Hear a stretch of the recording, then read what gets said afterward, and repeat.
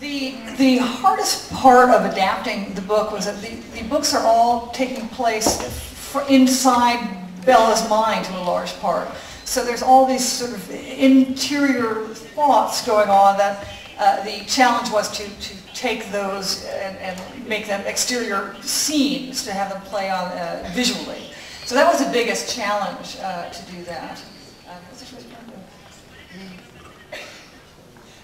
Yes, I think the main objective for me in adapting the book was to take the audience on the same emotional journey that the book does, and so very important to hit the same sort of stepping stones on that journey. But a lot of the scenes in between are condensed, and there's some things, some scenes. For instance, in the book, there's a sentence or two about Harry Clearwater's heart attack. Well, that turned into quite a big action scene, as it turned out. It was something I sort of gave a background to, backstory to, and an action sequence. So it's a little bit of condensing and then inventing in various different places. Anyway.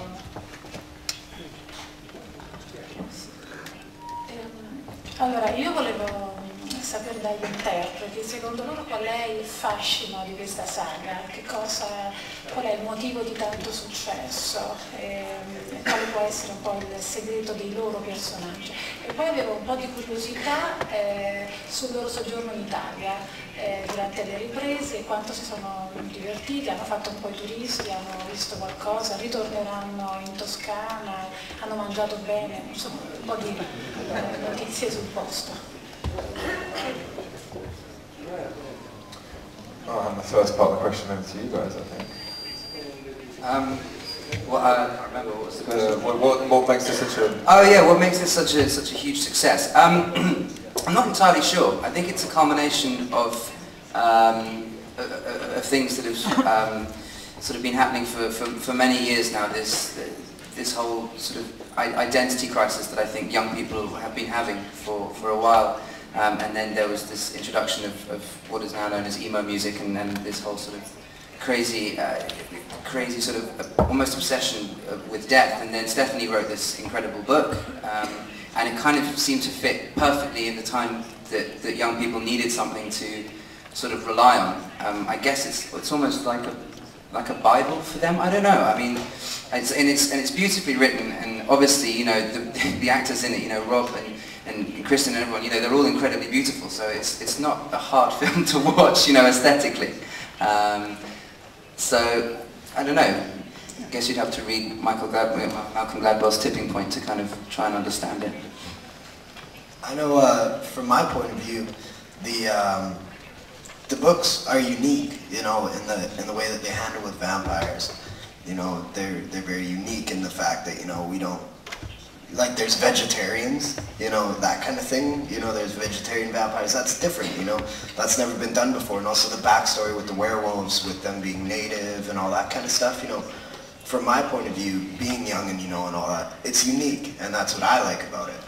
You know, it's different, and that's why I'm glad to be a part of it, because it's not the same old, you know, vampire kills human, that kind of thing, right? This time it's a vampire-human love story, and, you know, there's a lot more depth to it, and a lot more, you know, like I said, it's more unique.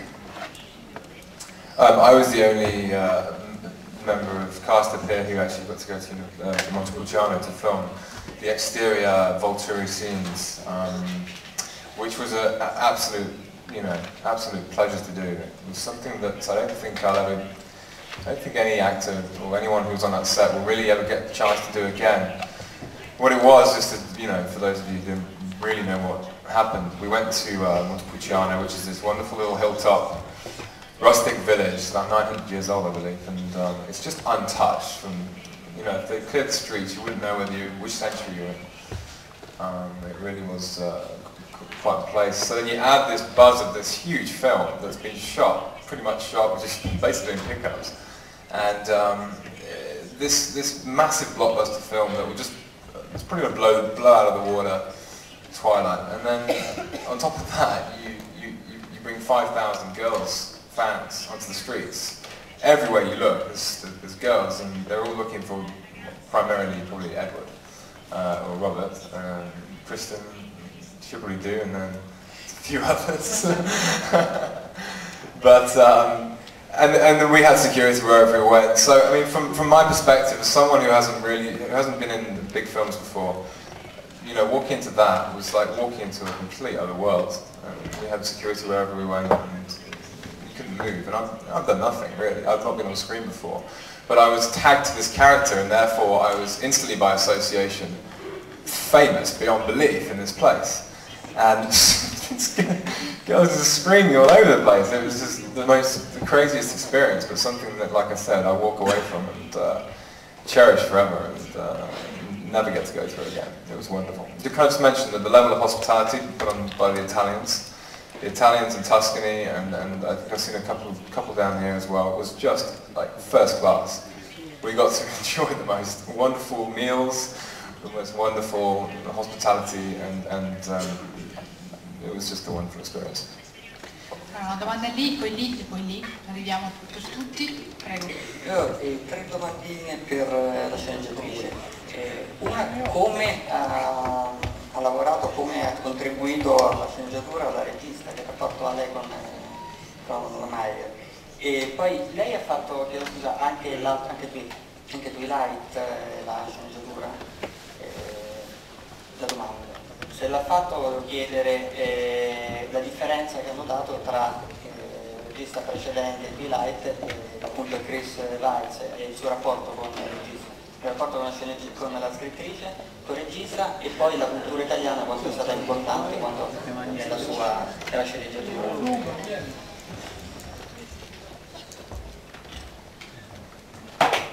Well, my relationship with Stephenie grew. I did write Twilight. I actually wrote the 3 Twilights.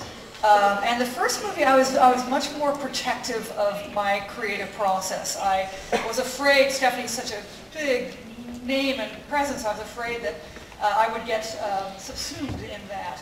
So I was very protective, and then I realized as I got to know her, I didn't need to be at all. She's just an extremely collaborative person. So as I began to write New Moon, and even more so Eclipse, I used her as a resource a lot. She was a tremendous collaborator, and there's a lot of back and forth of getting notes from her and responding and asking her various different research questions.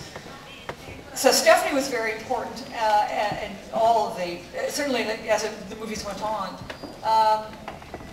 The directors are all 3 have been very different experiences. With Catherine, I had a very, very short period of time to write the first movie with Catherine Hardwicke, and so I was writing it. She was right there giving me notes after I finished an act. I'd hand it to her, get immediate response. There's a lot of back and forth. With New Moon, I actually had finished the screenplay before Chris came on board. So I sort of handed it over, and he went off and shot it, and I went off and started writing Eclipse. And then with David Slade, it's been a different experience altogether, and also collaborative in a very different way. So they've all been great experiences, but they're all 3 very different directors, and I think you'll see that on screen, who they are as people.